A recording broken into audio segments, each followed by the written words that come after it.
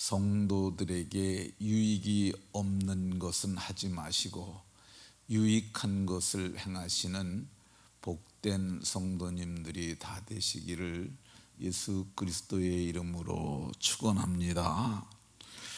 사도께서는 유익이 없는 것을 하지 말라고 말씀합니다.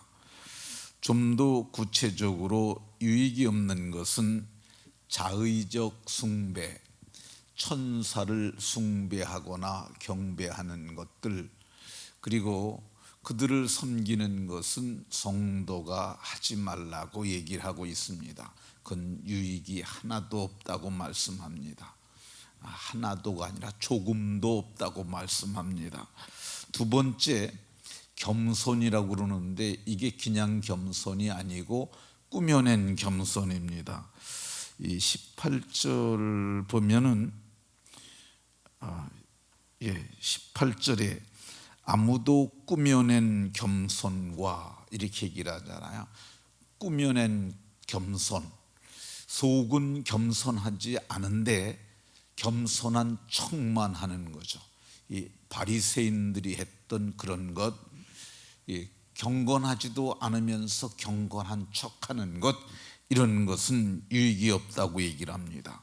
그리고 온 몸을 괴롭게 하는 데는 지혜 있는 모양이라 온 몸을 괴롭게 하는 것도 유익이 없습니다. 온 몸을 괴롭게 하는 게 뭘까?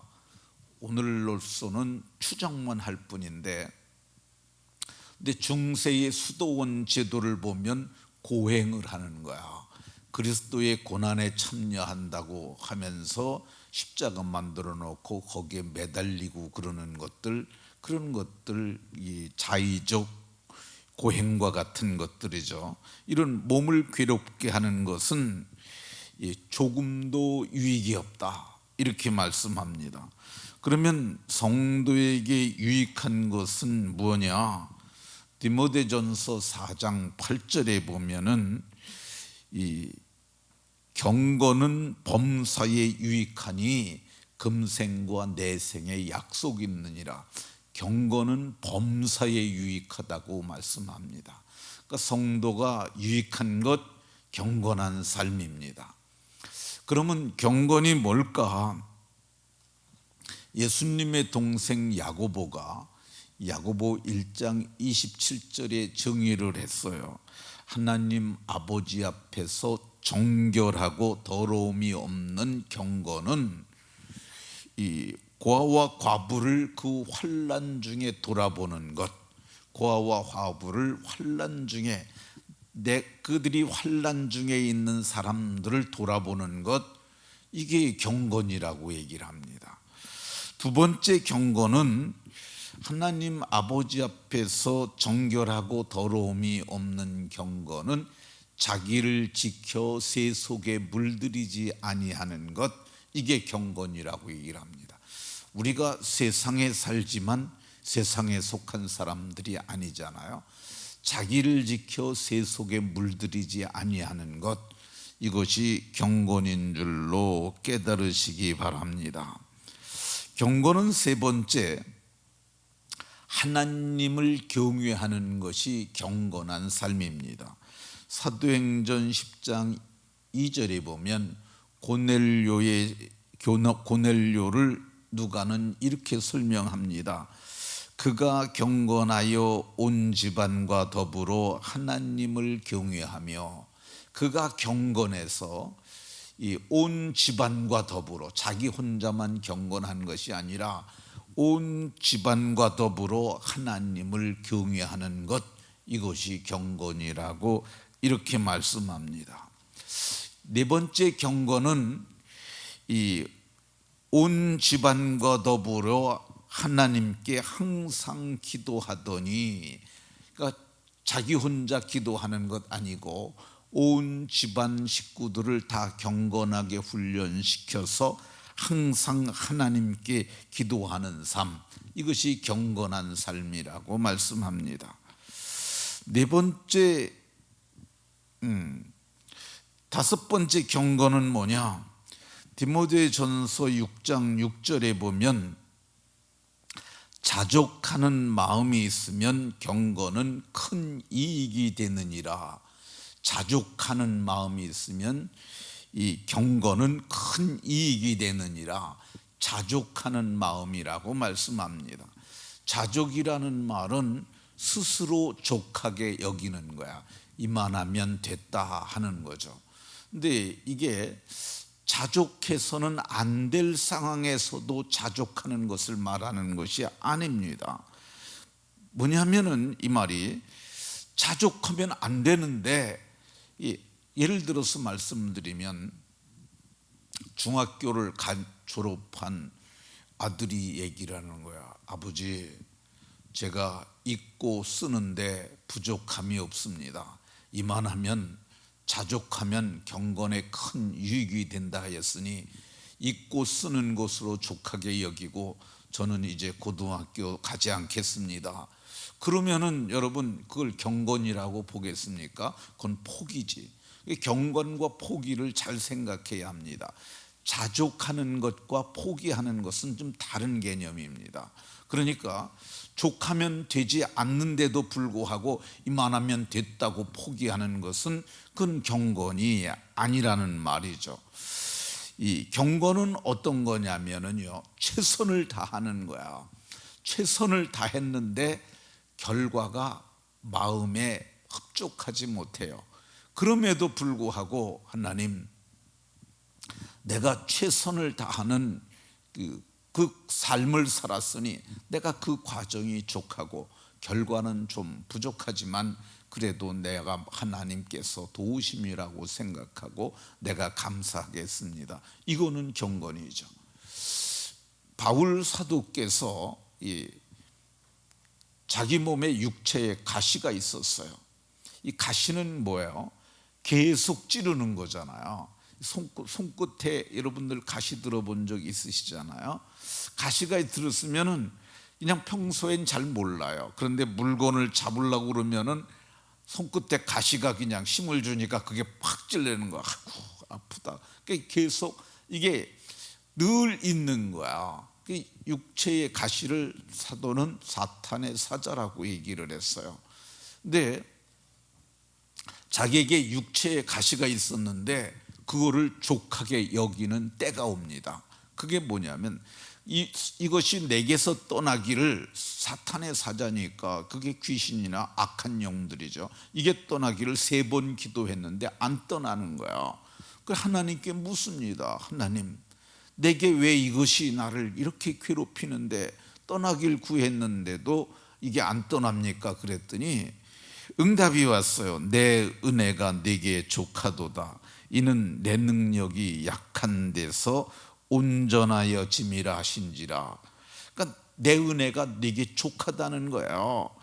이 내 능력이 약한 데서 너희에게 오히려 온전해진다고 말씀하세요. 이 말이 뭐냐면은 내가 여러 계시를 받은 것이 너무 커서 너무 자만하지 않게 하시려고 내 몸에 사탄의 사자, 곧 육체의 가시를 주었다는 거야. 그래서 내가 이제 보니까 뭐 베드로보다도 내가 더 일을 많이 했고, 내가 예루살렘으로부터 일루리곤까지 평만하게 내가 복음을 전했으니, 그리고 마음에 이제 교만함이 들어올 때쯤 되면 꽉 찌르는 거야 그게. 그러니까 아이고 내가 또 자만했구나 그러는 거죠. 그래서 이거는 집에 있는 보일러 보일러 온도메타와 비슷한 거죠. 그러니까 온도를 20도로 설정해 놓으면은 방이 한 15도 정도 떨어지면 보일러가 붕 하고 돌잖아요. 20도 되면은 거기서 딱 끝나갖고 그거 딱 꺼지는 거, 그거 마찬가지예요. 교만의 온도가 올라가면은 가시가 작동을 해서 아이고 내가 또 자만했구나 하고 자기를 낮추는 거죠. 이것이 바울 사도가 이게 내게 사탄의 사자를 준 것이 나를 더욱 온전케 함이라는 걸 깨닫고 자족을 넘어서 그는 기뻐했어요. 하나님, 내게 이 사탄의 사자를 준 것이 저를 온전케 하신 것이니 참으로 감사합니다 하고 그가 기뻐했었습니다. 그러니까 이럴 때 자족하는 거야. 그 자족하는 것은 경건에 교만하지 않고 자만하지 않게 하니까 이게 유익이 되는 거죠. 성도에게 유익한 경건이 뭐냐? 야고보 1장 26절에 보면 누구든지 스스로 경건하다고 생각하며 자기 혀를 재갈 물리지 아니하면 이 사람의 경건은 헛것이라고 얘기를 하고 있습니다. 혀를 말씀하고 있어요. 자기 혀를 재갈 물리는 것, 그게 경건이라는 거죠. 이게 이 말이라는 것이 모든 문제가 다 말에서 나오잖아요. 그게 정치인들도 보면 말 잘못해 갖고 망하는 사람들이 꽤 많습니다. 이거를 좀 어려운 말로 설화라고 그래요. 말 잘못해서 망하는 사람들. 근데 오늘 성경에서도 얘기를 한 게 뭐냐면 너네들이 말을 막 하게 되면은 그 경건은 헛것이라고 이렇게 얘기를 합니다. 그러면 어떻게 해야 되느냐? 경건한 삶은 자기 혀를 재갈 물리는 거야. 이 재갈이라는 것이 어떤 거냐면요, 짐승을 통제하기 위해서 입안에 물리는 기구예요. 그러니까 특별히 말에게 많이 쓰고요. 말을 보면은 말에 재갈 물리거든요. 근데 이 재갈을 물리고 거기서 고삐가 왼쪽 한 개, 오른쪽 하나를 해요. 그래가지고 입안에 이게 가로된 쇠막대기 같은 게 들어가니까 이게 말을 잘 듣죠. 그래서 오른쪽으로 당기면 오른쪽으로, 왼쪽으로 당기면 왼쪽으로 통제가 되는 거야. 이 재갈을 옛날에 언제 썼느냐면 좀 뭐 이렇게 미풍은 아닙니다만은 이게 과부를 보쌈할 때 왜 옛날에 과부 보쌈이라는 것이 있었습니다. 그러니까 이 가다가 소리 지르고 그럴까봐 이 입안에다가 이게 수건과 같은 거를 해갖고 이렇게 매는 거죠. 그렇게 되면은 그게 입으로 딱 들어오게 되면 진짜 말 못해요. 그게 재갈 물리는 거야. 근데 성경은 뭐라 그러냐? 자기 혀를 재갈 물리지 아니하고 자기 마음을 속이면 이 사람의 경건은 헛것이라고 얘기를 합니다. 그러니까 자기 혀를 통제할 수 있는 것, 이게 경건이라는 거죠. 특별히 이제 교회는 회의를 좀 합니다. 회의 같은 거 할 때 이게 좌우를 살피고 경우를 살펴서 말을 잘해야 되는데 그걸 하지 아니하고 그냥 자기 주장을 많이 내세우고 그러는 것은 이거는 경건하지 못한 거죠. 그래서 성경은 솔로몬이 한 말인데요, 경우에 합당한 말은 아로 새긴 은쟁반의 금세관이라. 경우에 합당한 말, 그러니까 다 들어보고 그 말을 잘 하는 거죠. 조리 있게. 그러니까 그냥 말하지 아니하고 이 말을 하면은 모두에게 덕이 될 것인가, 교회에게 유익이 될 것인가, 이런 걸 따져서 잘 말하는 거죠. 그래서 말 잘하는 사람이 경건한 사람이고, 말 잘하는 사람이 인격이 훌륭한 사람이고, 말을 잘하는 사람들이 뛰어난 사람들이에요. 말씀을 마치도록 하겠습니다. 오늘 성경에서는 이 유익이 조금도 없는 것과 유익한 것을 말씀하는데, 모두가 유익한 경건의 삶을 사시기를 예수 그리스도의 이름으로 축원합니다.